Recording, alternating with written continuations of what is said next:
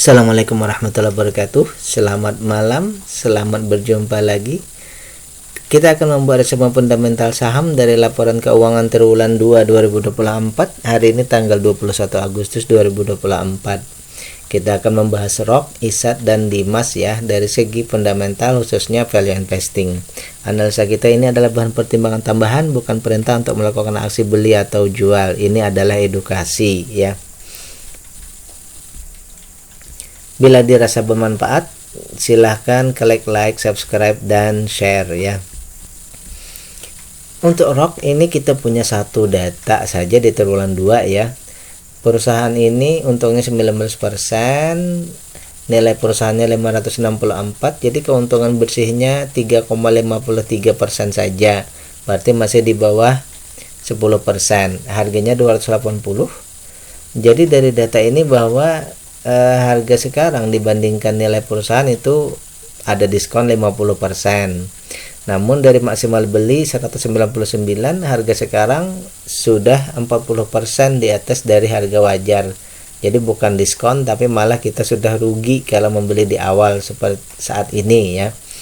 Kemudian oleh karena itu dari segi valuasi bahwa perusahaan ini dari segi ekuitas memang masih murah, tetapi dari segi maksimal beli itu sudah kemahalan. Jadi saya ambil kesimpulan untuk sementara, karena keuntungannya itu kecil, hanya 3%, maka valuasinya ini termasuk kategori mahal ya.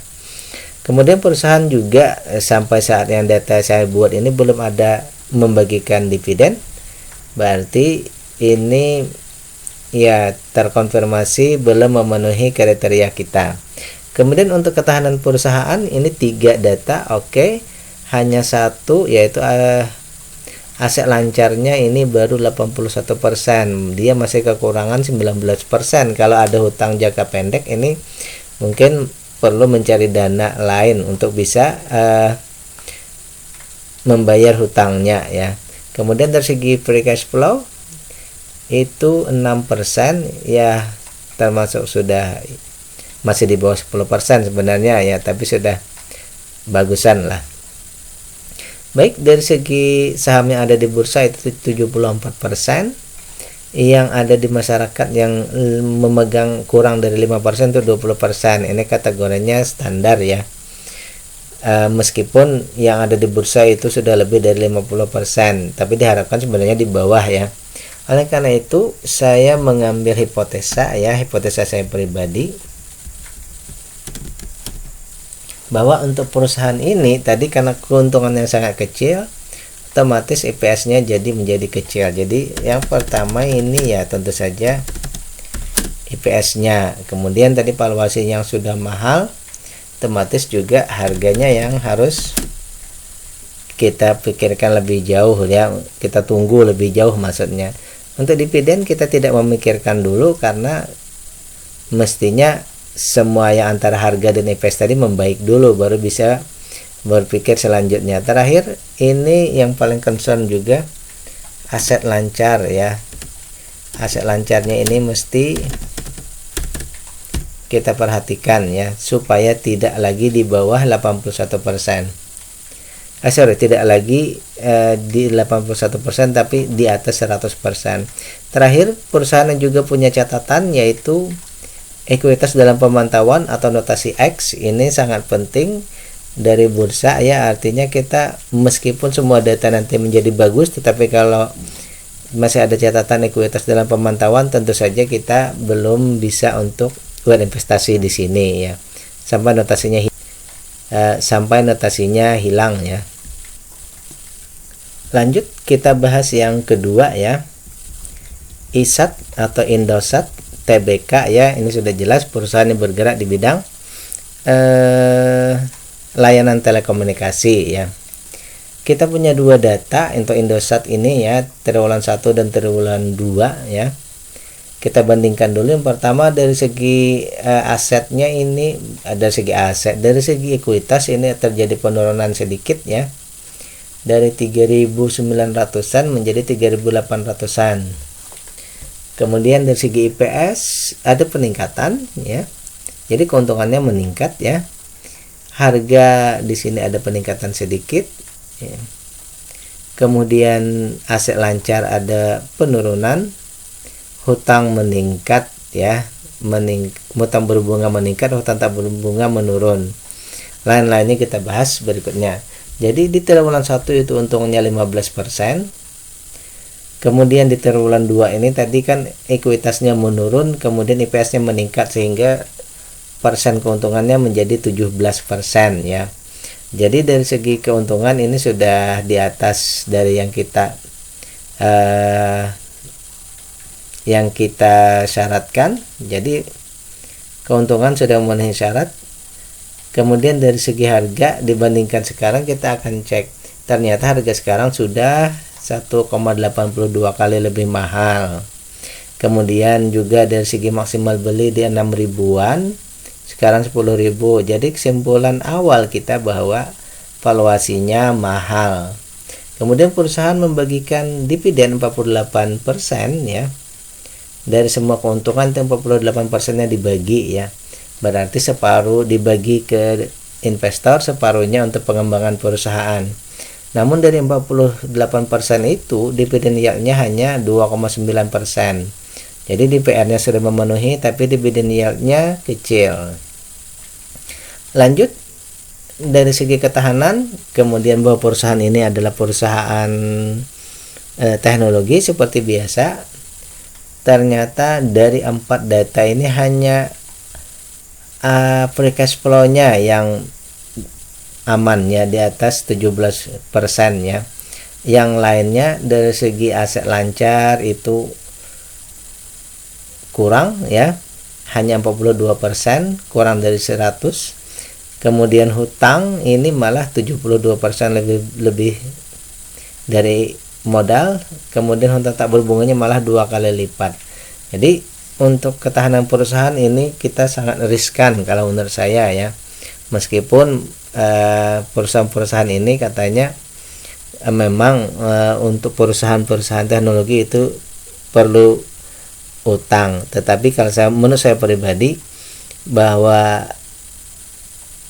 ada risiko dari sebuah perusahaan yang berhutang, itu menurut saya pribadi ya.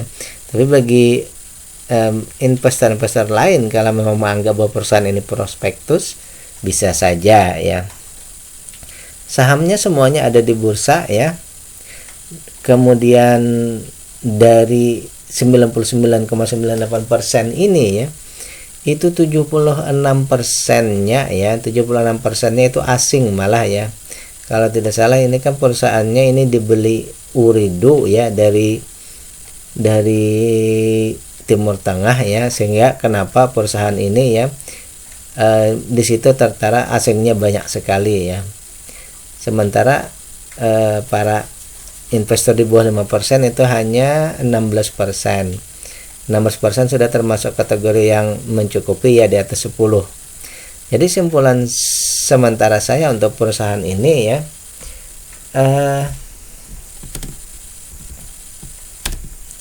bahwa perusahaan ini untung besar satu ya. Oleh karena itu dengan untung besar tentu saja tadi prospektus, jadi harganya itu ya tinggi ya, sehingga valuasinya menjadi mahal. Oleh karena itu ya, hipotesa saya yang pertama di sini bahwa kalau dari segi IPS sudah tidak masalah ya, karena tadi keuntungan besar. Di sini berarti concernnya adalah harga ya, harganya yang sudah ketinggian. Kan maksimalnya hanya di 6 ribuan ya, sementara sekarang sudah 10 ribuan. Yang kedua masalah dividen tadi ya. Dari segi dividen berarti kita belum concern ke dividen ya, karena harga masih tinggi ya. Nanti kalau harganya sudah menyesuaikan baru dividen nanti juga mengiring ya. Jadi kita tidak masukkan saja dividen, tapi dia nanti mengiring ya. Yang berikutnya di sini adalah ketahanan ya. Bahkan ini 3, jadi saya tidak menulis per bidangnya. Saya akan menulis ketahanan saja. Harus memperbaiki 3 untuk ketahanan ya. Untuk perusahaan yang seperti Indosat ini ya. Jadi simpulan sementara saya bahwa untuk perusahaan ini Yang pertama harga ya, mesti menuju ke titik keseimbangan yang pertama. Yang kedua dari segi ketahanan tadi 3 ya yang harus diperbaiki. Baik, demikian untuk yang kedua. Yang ketiga ini Dimas Pura Delta Lestari ya. Kita punya 3 data, dua data ya.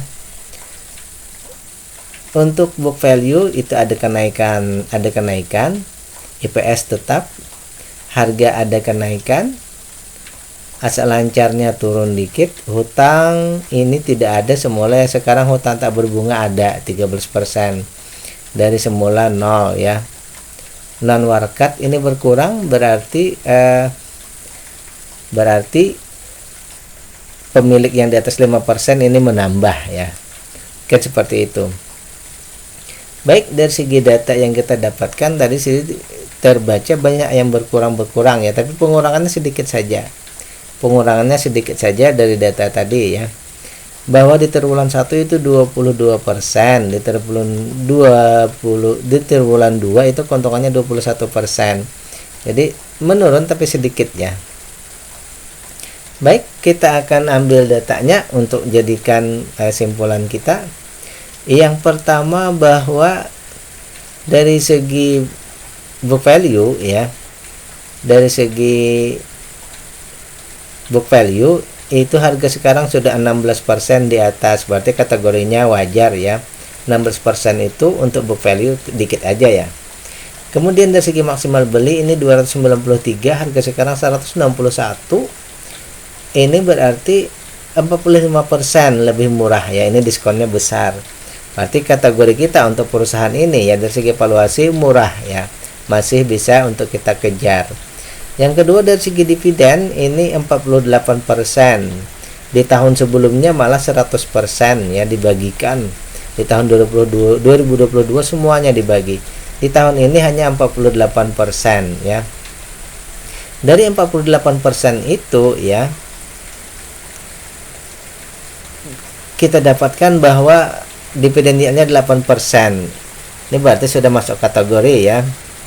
Jadi untuk dividennya sudah termasuk kategori. Jadi perusahaannya ini valuasinya murah, kemudian dividennya termasuk besar. Kalau kita standarkan dengan 30% sudah 5, berarti dia termasuk juga yang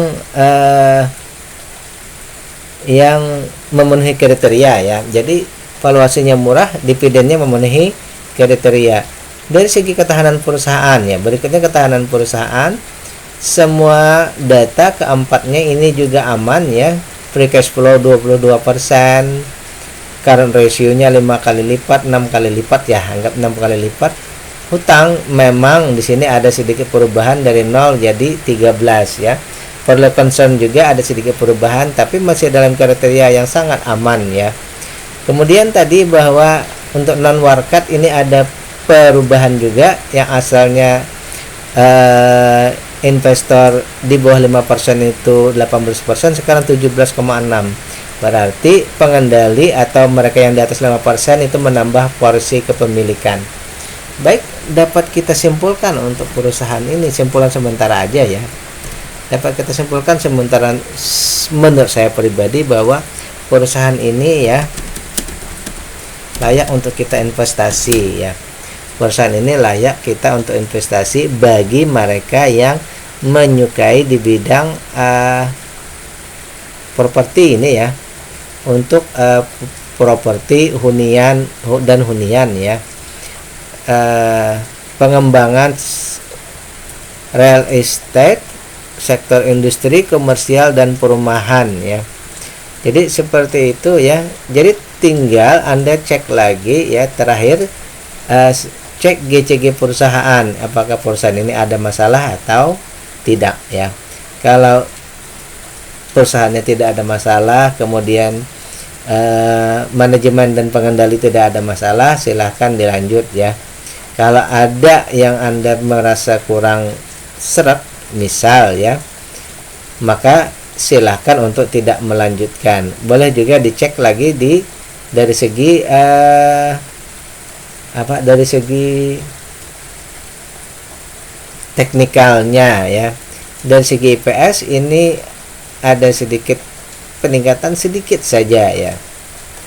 Oke, demikian pembahasan kita untuk 3 saham untuk kali ini ya. Tadi yang pertama itu Rock, yang kedua Ishak, dan yang ketiga Dimas. Sekali lagi ini adalah bahan pertimbangan tambahan, bukan untuk perintah aksi beli atau jual. Assalamualaikum warahmatullahi wabarakatuh.